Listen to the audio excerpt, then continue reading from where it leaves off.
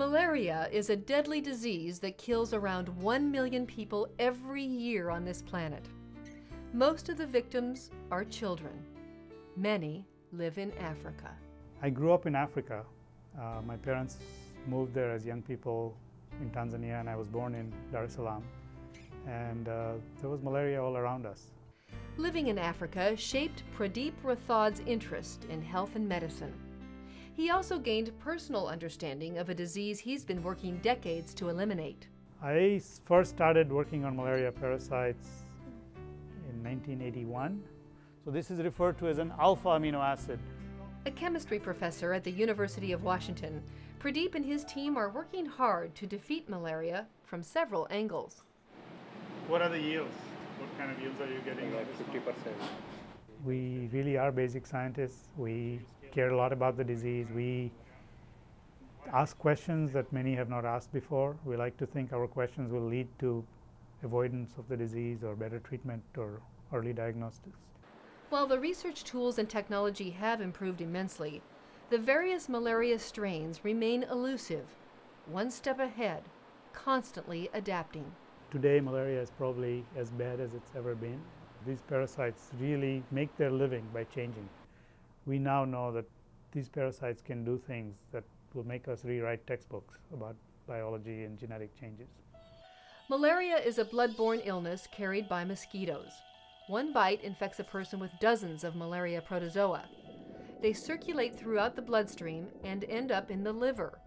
At this point, the disease still doesn't cause any symptoms. When those parasites burst out of the liver, then they start invading red blood cells. Every parasite that hits a red cell will make 24, 36, 48 copies of itself every 2 days. And that's what makes people so sick.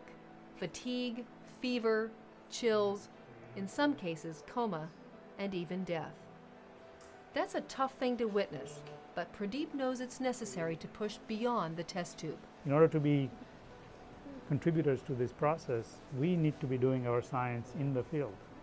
So members of the Rathod team have traveled to Africa and India several times to further their research. So we went to India, a few people from the lab, as well as Pradip. We were there to meet people that we were going to be collaborating with and travel around to see the different sites that we could potentially set up labs. And it's definitely an eye-opener, to say the least.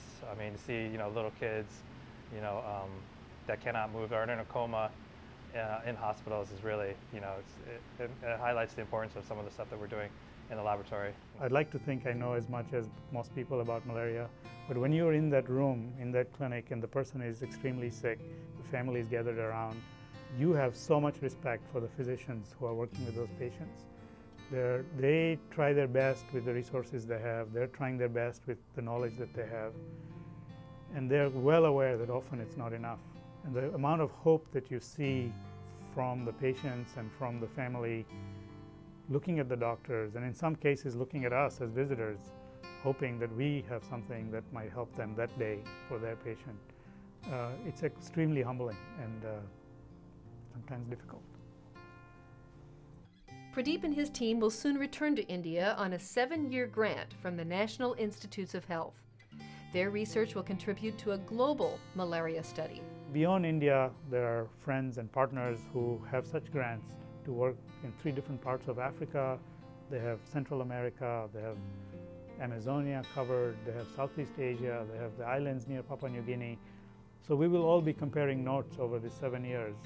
And we hope the University of Washington team will have useful things to teach to our colleagues who work all over the world.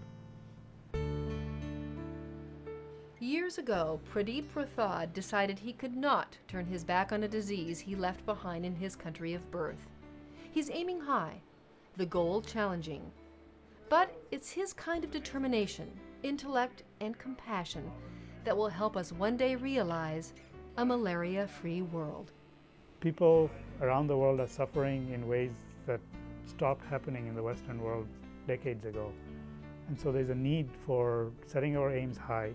And I would love to be part of this larger teams of people that actually help eliminate malaria where it's still a very large problem.